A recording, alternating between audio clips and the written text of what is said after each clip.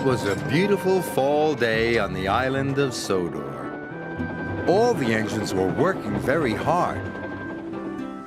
Sir Topham Hatt came to Tidmouth Sheds. He had exciting news. Gordon is to take the new mayor of Sodor on a special tour of the island, he announced. Gordon was thrilled, but then he had a thought. Who will take the express, sir? He asked. The other engines were excited. Pulling the express was an important job. Everyone wanted to be chosen, but Sir Topham Hatt chose Emily. When Sir Topham Hatt left, Emily was very happy, but Gordon wasn't impressed. The express is the longest passenger train on the island, he sniffed. I always cross the island twice by tea time. You'll never do that. I've got big wheels and I'll do my best, said Emily. Big wheels don't make a big engine, boasted Gordon. Everyone knows I'm the best. Thomas thought Gordon was showing off. Twice before tea time, he puffed. That will be hard. But Emily wasn't listening to Thomas.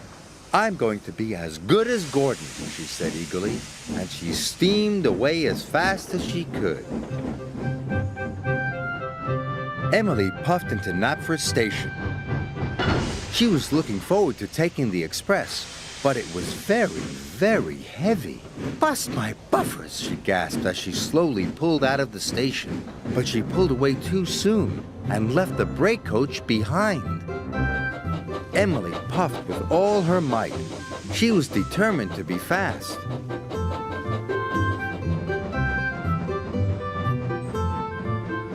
Emily had crossed the island once in good time. I am as good as Gordon, she puffed proudly.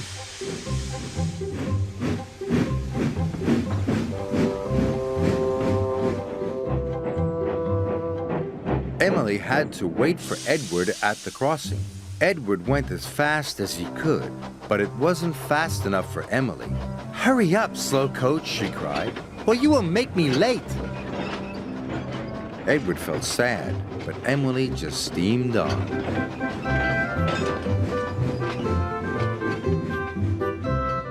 Emily stopped in Maithwaite Station.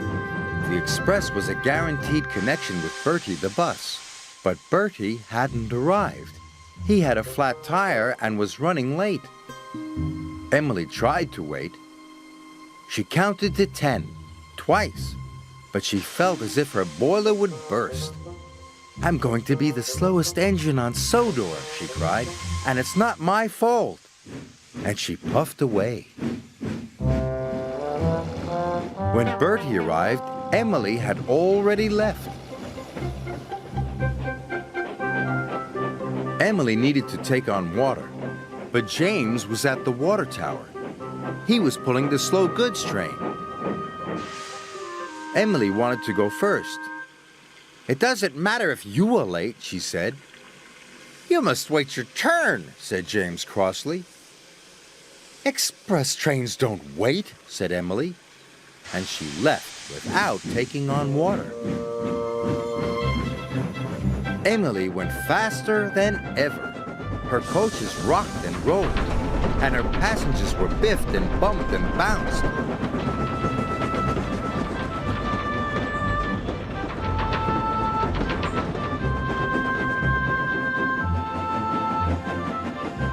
Finally, Emily could see Brendam Docks up ahead. Twice before tea time, she puffed happily. I am as good as Gordon. Then there was trouble. Emily slowed down. What's happening to me? She cried. She went slower and slower. Emily had run out of water. She huffed and puffed, but she had no steam left. Finally, Emily came to a complete stop.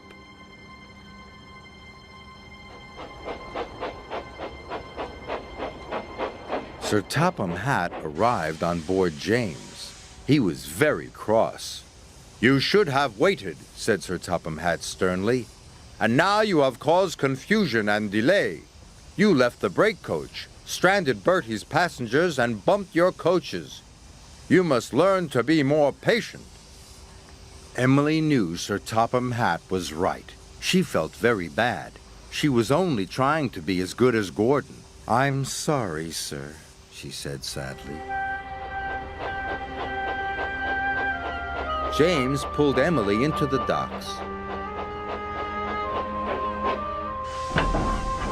Then he went back to collect the express. Now I need an engine to take the slow goods train, said Sir Topham Hatt. Emily had an idea. "May I take it, sir?" she said. "If I promise to go slowly?" Sir Topham Hatt thought it was a grand idea. The slow goods train needs lots of patience, he said. Emily was pleased. She was determined to do a good job.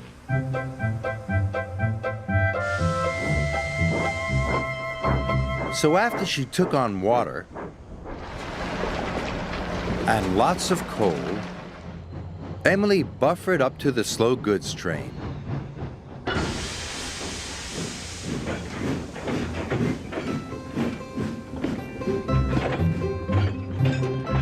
She stopped at all the right stations.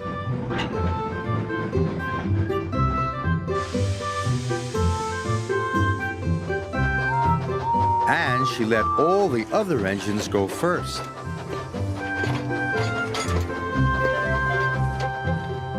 She stopped at a signal. Thomas was waiting there. "Hey, Thomas." "I am learning patience," Emily puffed. "But if only I could learn it faster." Thomas had to laugh.